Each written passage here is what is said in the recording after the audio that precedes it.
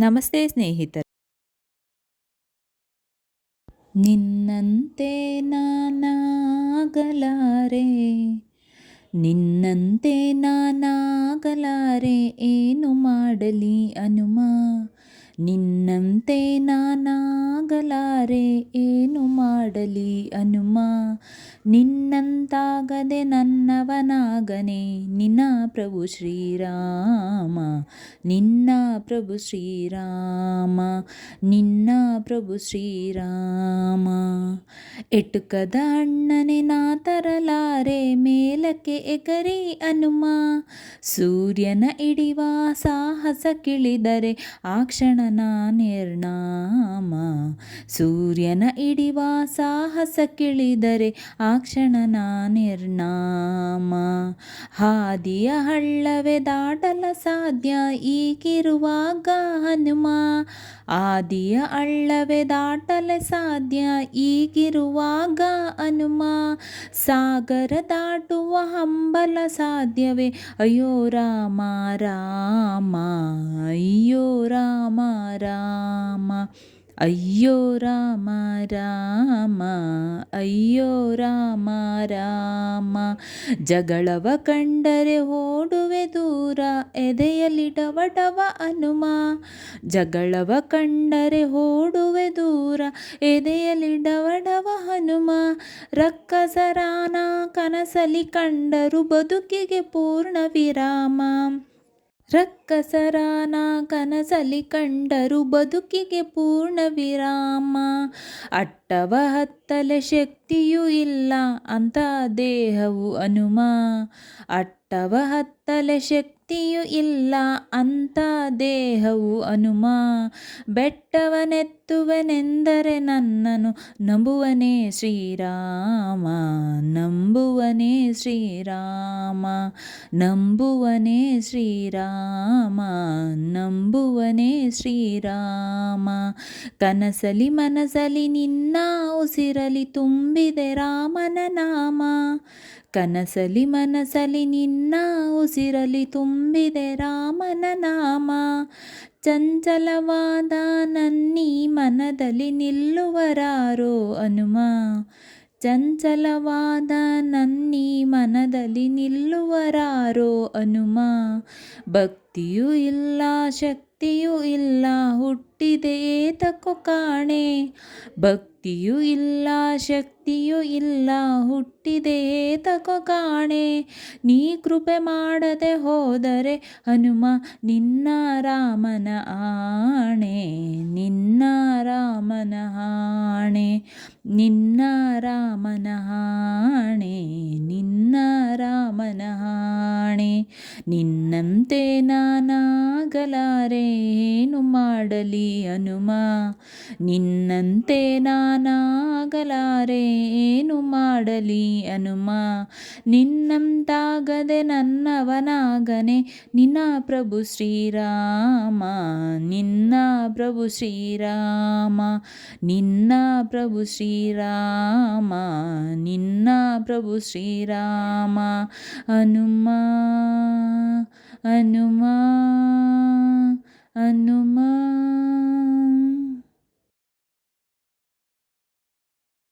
ಜೀವನದ ಎಲ್ಲ ಸಂಕೀರ್ಣ ಸಮಸ್ಯೆಗಳಿಗೆ ಭಗವಾನ್ ಹನುಮಾನ್ ಪರಿಹಾರ. ಭಗವಾನ್ ಶಿವನ ಅವತಾರ. ಅವನನ್ನು ಪೂಜಿಸುವುದು ಶಿವನನ್ನು ಪೂಜಿಸುವುದಕ್ಕೆ ಸಮಾನವಾಗಿದೆ. ಹಾಗೆಯೇ ಹನುಮಂತನು ಭಗವಾನ್ ವಿಷ್ಣುವಿನ 7ನೇ ಅವತಾರವಾದ ಭಗವಾನ್ ಶ್ರೀರಾಮನ ಶ್ರೇಷ್ಠ ಭಕ್ತ. ಇದರ ಅರ್ಥವೇನೆಂದರೆ, ನಾವು ಶ್ರೀ ಹನುಮಂತನನ್ನು ಪೂಜಿಸುವಾಗ ನಾವು ಭಗವಾನ್ ವಿಷ್ಣುವನ್ನು ಪೂಜಿಸುತ್ತೇವೆ. ಅಲ್ಲದೆ ಭಗವಾನ್ ಬ್ರಹ್ಮ ಮತ್ತು ಸರಸ್ವತಿ ದೇವಿಯು ಶ್ರೀ ಹನುಮಾನ್ ವೇದಗಳನ್ನು ಮತ್ತು ಸಂಗೀತವನ್ನು ಕಲಿಸಿದರು. ಒಂದು ರೀತಿಯಲ್ಲಿ ಶ್ರೀ ಹನುಮಂತನನ್ನು ಪೂಜಿಸುವುದು ಬ್ರಹ್ಮದೇವರನ್ನು ಮತ್ತು ಸರಸ್ವತಿ ದೇವಿಯನ್ನು ತಲುಪುವ ಮಾರ್ಗವಾಗಿದೆ. ನೀವು ಭಗವಾನ್ ಹನುಮಂತನನ್ನು ಪೂಜಿಸುವಾಗ ನೀವು ಪವಿತ್ರ ತ್ರಿಮೂರ್ತಿಗಳಾದ ಬ್ರಹ್ಮ, ವಿಷ್ಣು ಮತ್ತು ಮಹೇಶ್ವರರನ್ನು ಪೂಜಿಸುತ್ತೀರಿ. ಮತ್ತು ಇದು ಹಿಂದೂ ಆಚರಣೆಗಳಲ್ಲಿ ಹನುಮಾನ್ ಪೂಜೆಯನ್ನು ಅತ್ಯಂತ ಪ್ರಮುಖವಾಗಿ ಮಾಡುತ್ತದೆ. ಹನುಮಾನ್ ಅವರದು ದಾಸ್ಯದ ಸಾಕಾರ. ಅವನು ತನ್ನ ಭಕ್ತರಿಂದ ಕ್ರೂರ ಪರಿಣಾಮಗಳನ್ನು ದೂರವಿಡುತ್ತಾನೆ. ಆತನನ್ನು ಆರಾಧಿಸುವುದರಿಂದ ನಿಮಗೆ ಅಸಂಖ್ಯಾತ ವರಗಳು ಮತ್ತು ಅನುಗ್ರಹಗಳು ದೊರೆಯುತ್ತವೆ. ಮಾನಸಿಕ ಸಮಸ್ಯೆಗಳಿಗೆ ಪರಿಹರಿಸುತ್ತದೆ. ವೈಯಕ್ತಿಕ ಮತ್ತು ಅಧಿಕೃತ ಒತ್ತಡದ ಪರಿಣಾಮವಾಗಿ ನೀವು ತೀವ್ರ ಮಾನಸಿಕ ಆಘಾತವನ್ನು ಹೊಂದಿರಬಹುದು. ಭಗವಾನ್ ಹನುಮಾನ್ ನಿಮ್ಮ ರಕ್ಷಕ.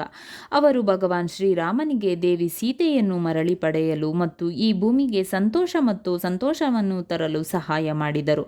ಹಾಗಾದರೆ ಅವನು ನಮ್ಮ ಮಾನಸಿಕ ಸಂಕಟಗಳನ್ನು ಪರಿಹರಿಸಿ ನಮ್ಮ ಜೀವನಕ್ಕೆ ಸಂತೋಷವನ್ನು ತರುವುದಿಲ್ಲವೇ? ಆರೋಗ್ಯ ಸಮಸ್ಯೆಗಳನ್ನು ನಿವಾರಿಸಲು ನಿಮಗೆ ಸಹಾಯ ಮಾಡುತ್ತದೆ. ಭಗವಾನ್ ಹನುಮಂತನನ್ನು ಆರೋಗ್ಯ ಮತ್ತು ಶಕ್ತಿಯ ಸಂಕೇತವೆಂದು ಪರಿಗಣಿಸಲಾಗುತ್ತದೆ. ಬಾಲ್ಯದಲ್ಲಿ ಭಗವಾನ್ ಇಂದ್ರನ ಶಕ್ತಿಶಾಲಿ ಆಯುಧ ವಜ್ರವು ಅವನನ್ನು ನೋಯಿಸಲು ಸಾಧ್ಯವಾಗಲಿಲ್ಲ ಮತ್ತು ಸೀತೆಯನ್ನು ಹುಡುಕುವ ಪ್ರಯಾಣದಲ್ಲಿ ಅವನು ಎಲ್ಲ ದುಷ್ಟಶಕ್ತಿಗಳನ್ನು ಯಶಸ್ವಿಯಾಗಿ ಸೋಲಿಸಿದನು. ಅಲ್ಲದೆ ಭಗವಾನ್ ಹನುಮಂತನು ಚಿರಂಜೀವಿ, ಅವನಿಗೆ ಮರಣವಿಲ್ಲ. ಹಾಗಾದರೆ ಆರೋಗ್ಯ ಸಮಸ್ಯೆಗಳನ್ನು ಪರಿಹರಿಸಲು ಹನುಮಂತನಿಗಿಂತ ಬೇರೆ ಯಾರು ನಿಮಗೆ ಸಹಾಯ ಮಾಡಬಹುದು? ಪರೀಕ್ಷೆಗಳಲ್ಲಿ ಯಶಸ್ವಿಯಾಗು. ಹನುಮಂತನು ಜಗತ್ತು ಕಂಡ ಶ್ರೇಷ್ಠ ವಿದ್ವಾಂಸರಲ್ಲಿ ಒಬ್ಬರು. ಅವರು ಭಗವಾನ್ ಬ್ರಹ್ಮನಿಂದ ವೇದಗಳನ್ನು ಅಧ್ಯಯನ ಮಾಡಿದರು ಮತ್ತು ಇತರ ಜ್ಞಾನದ ಪ್ರಕಾರಗಳಲ್ಲಿಯೂ ಶ್ರೇಷ್ಠರಾಗಿದ್ದರು. ನಾವು ಭಗವಾನ್ ಹನುಮಂತನನ್ನು ಪ್ರಾರ್ಥಿಸಿದಾಗ ಅವರ ಆಶೀರ್ವಾದವು ನಮಗೆ ಶಿಕ್ಷಣದಲ್ಲಿ ಉತ್ತಮ ಸಾಧನೆ ಮಾಡಲು ಸಹಾಯ ಮಾಡುತ್ತದೆ. ನಿಮ್ಮ ಆತ್ಮವಿಶ್ವಾಸವನ್ನು ಹೆಚ್ಚಿಸಿಕೊಳ್ಳಿ. ಭಗವಾನ್ ಹನುಮಂತನು ತನ್ನ ಶೌರ್ಯವನ್ನು ಹಲವು ಬಾರಿ ಸಾಬೀತುಪಡಿಸಿದ್ದಾನೆ. ಅವನು ಲಂಕಾವನ್ನು ತಲುಪಲು ಸಾಗರದಾದ್ಯಂತ ಹಾರಿದನು ಮತ್ತು ಈ ಗ್ರಹದಲ್ಲಿ ನ್ಯಾಯದ ವೈಭವವನ್ನು ಮರಳಿ ಪಡೆಯಲು ನೂರಾರು ಅಸುರರನ್ನು ಸೋಲಿಸಿದನು. ನೀವು ಖಿನ್ನತೆಯನ್ನು ಅನುಭವಿಸಿದಾಗ ಅಥವಾ ನೈತಿಕತೆಯನ್ನು ಕಳೆದುಕೊಂಡಾಗ ಅವರ ಹೆಸರನ್ನು ಜಪಿಸಿ ಮತ್ತು ಫಲಿತಾಂಶವನ್ನು ನೋಡಿ. ಶನಿ ದಶವನ್ನು ಜಯಿಸಿ. ಶ್ರೀ ಹನುಮಾನ್ ಜ್ಯೋತಿಷ್ಯದ ಘಾತಕ ಮತ್ತು ನೇರವಾಗಿ ಬ್ರಹ್ಮನಿಂದ ಕಲೆಯನ್ನು ಕರಗತ ಮಾಡಿಕೊಂಡಿದ್ದಾನೆ.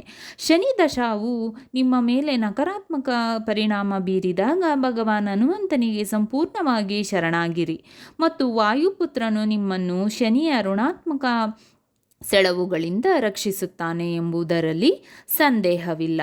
ಹನುಮಂತನನ್ನು ಹೇಗೆ ಪೂಜಿಸಬೇಕು? ಪ್ರತಿ ಮಂಗಳವಾರ ಮತ್ತು ಶನಿವಾರ ಶುದ್ಧ ಮತ್ತು ತಾಜಾ ಮನಸ್ಸಿನಿಂದ ಹನುಮಂತನ ದೇವಸ್ಥಾನಕ್ಕೆ ಭೇಟಿ ನೀಡಿ. ಬೆಳಗ್ಗೆ ಮತ್ತು ಸಂಜೆ ಹನುಮಂತನ ಹೆಸರನ್ನು ನಿಯಮಿತವಾಗಿ ಜಪಿಸಿ. ಮಂಗಳವಾರ ಮತ್ತು ಶನಿವಾರದಂದು ಹನುಮಾನ್ ದೇವಸ್ಥಾನಕ್ಕೆ ಭೇಟಿ ನೀಡಿ. ಮಾಂಸಾಹಾರವನ್ನು ತಪ್ಪಿಸಿ, ವಿಶೇಷವಾಗಿ ಶನಿವಾರ ಮತ್ತು ಮಂಗಳವಾರದಂದು. ದೀರ್ಘಕಾಲದ ಕಾಯಿಲೆಗಳಿಂದ ಬಳಲುತ್ತಿದ್ದರೆ ಆರೋಗ್ಯ ಸಮಸ್ಯೆಗಳಿಂದ ಪರಿಣಾಮಕಾರಿ ಮತ್ತು ತ್ವರಿತ ಪರಿಹಾರಕ್ಕಾಗಿ ಮಾಂಸಾಹಾರಿ ಆಹಾರವನ್ನು ಸೇವಿಸುವುದನ್ನು ತಪ್ಪಿಸಿ. ಹನುಮಂತನಿಗೆ ಹೆಸರು ಹೇಗೆ ಬಂತು? ವಾಲ್ಮೀಕಿಯ ರಾಮಾಯಣದ ಪ್ರಕಾರ ವಾಮರಿ ಆಂಜನೇಯನು ಉದಯಿಸುತ್ತಿರುವ ಕೆಂಪು ಬಣ್ಣದ ಸೂರ್ಯನನ್ನು ಮಾಗಿದ ಹಣ್ಣು ಎಂದು ತಂಪಾಗಿ ಭಾವಿಸಿ ಅದನ್ನು ತಿನ್ನಲು ಆಕಾಶಕ್ಕೆ ಹಾರಿದನು. ಸೂರ್ಯನನ್ನು ರಕ್ಷಿಸಲು ಭಗವಾನ್ ಇಂದ್ರ, ದೇವತೆಗಳ ರಾಜನು, ತನ್ನ ಶಕ್ತಿಶಾಲಿ ಆಯುಧವಾದ ವಜ್ರ ಅಥವಾ ಸಿಡಿಲಿನಿಂದ ಮಗುವನ್ನು ಅಂಟಿಸಿದನು. ಅದು ಮಗುವಿನ ದವಡೆಯನ್ನು ಮುರಿಯಿತು. ಸಂಸ್ಕೃತದಲ್ಲಿ ದವಡೆಯನ್ನು ಅನು ಎಂದು ಕರೆಯಲಾಗುತ್ತದೆ ಮತ್ತು ಆದ್ದರಿಂದ ಓರೆಯಾದ ದವಡೆಯ ಹುಡುಗನಿಗೆ ಹನುಮಾನ್ ಎಂಬ ಹೆಸರು ಬಂದಿದೆ. ಭಗವಾನ್ ಹನುಮಾನ್ ಮತ್ತು ಭಗವಾನ್ ಶ್ರೀರಾಮ.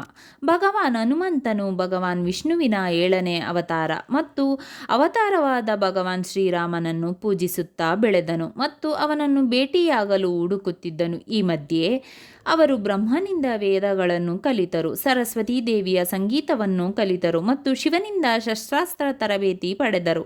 ಭಗವಾನ್ ರಾಮನ ಮೇಲಿನ ಭಕ್ತಿಗಾಗಿ ಹನುಮಂತನನ್ನು ರಾಮದಾಸ್ ಅಥವಾ ಶ್ರೀರಾಮನ ಸೇವಕ ಎಂದು ಸಂಬೋಧಿಸಲಾಗುತ್ತದೆ. ಅವರು ಭಕ್ತಿ ಮತ್ತು ಸಮರ್ಪಣೆಯ ಸಂಕೇತವಾಗಿದೆ ಮತ್ತು ಹಿಂದೂ ಪುರಾಣಗಳಲ್ಲಿ ಶ್ರೇಷ್ಠ ಯೋಧ ಎಂದು ಪರಿಗಣಿಸಲಾಗಿದೆ. ಹನುಮಂತನ ಇತರ ಹೆಸರುಗಳ್ಯಾವುವು ನೋಡೋಣ. ಇತರ ಹಿಂದೂ ದೇವರುಗಳಂತೆ ಭಗವಾನ್ ಹನುಮಂತನನ್ನು ವಿವಿಧ ಹೆಸರುಗಳಲ್ಲಿ ಸಂಬೋಧಿಸಲಾಗುತ್ತದೆ. ಭಕ್ತರು ಅವನನ್ನು ಆಂಜನೇಯ ಅಂದರೆ ಅಂಜನನ ಮಗ, ಬಜರಂಗಬಲಿ, ವಾಯುಪುತ್ರ ಅಂದರೆ ವಾಯುವಿನ ಮಗ, ಮಾರುತಿ, ಕಪೀಶ್ವರ, ಮಂಜವಯ್ಯ ಮತ್ತು ಚಿರಂಜೀವಿ ಎಂದರೆ ಶಾಶ್ವತ ಜೀವಿ ಎಂದು ಕರೆಯುತ್ತಾರೆ. ಹನುಮಾನ್ ಸಹಸ್ರನಾಮ ಮತ್ತು ಹನುಮಾನ್ ಸ್ತೋತ್ರಮಾಲಗಳಲ್ಲಿ ಶ್ರೀ ಹನುಮಂತನ 1000 ನಾಮಗಳನ್ನು ಸಂಕಲಿಸಲಾಗಿದೆ. ಇದನ್ನು ಭಕ್ತರು ಶಾಂತಿ, ಸಂಪತ್ತು ಮತ್ತು ಮೋಕ್ಷವನ್ನು ಪಡೆಯಲು ಪ್ರತಿದಿನ ಪಠಿಸುತ್ತಾರೆ. ವಿಡಿಯೋ ಇಷ್ಟವಾದಲ್ಲಿ ಲೈಕ್, ಶೇರ್ ಅಂಡ್ ಕಮೆಂಟ್ ಮಾಡಿ. ಮುಂದಿನ ವಿಡಿಯೋಸ್ಗಳಿಗಾಗಿ ಚಾನಲ್ ಅನ್ನು ಸಬ್ಸ್ಕ್ರೈಬ್ ಮಾಡಿ. ಧನ್ಯವಾದಗಳು.